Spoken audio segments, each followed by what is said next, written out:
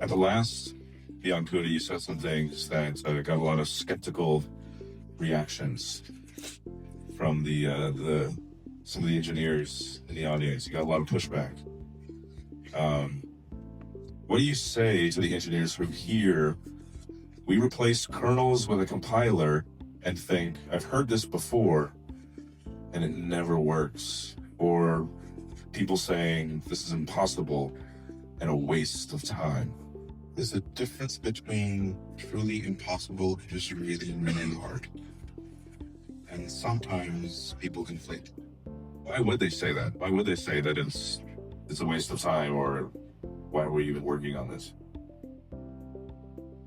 They've seen these ideas fail before. Right? If you like, the kernel model has biases and implications.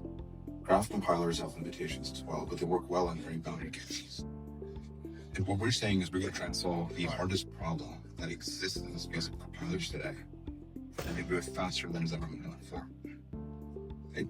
That isn't a crazy statement to make. And they should be skeptical. They should also believe that it is possible to do because it has to be done. Right?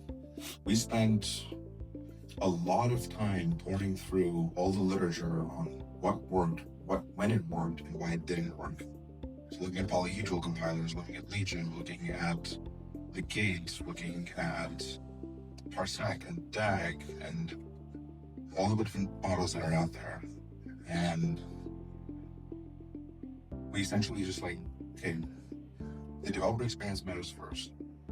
The execution model matters a lot. The pull model and the host device verification is costing a lot. We need to change the execution model to make things look more data flowy.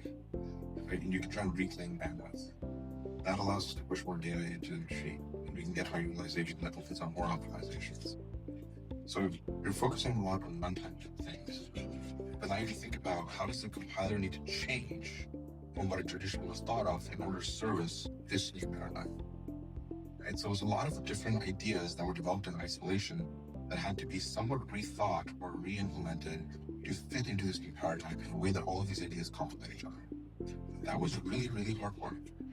It is non-trivial. I think non-trivial is still an understatement for all the things that we had to do. And we're not done yet. But we're seeing a lot of early signs that this approach works. It's insanely powerful.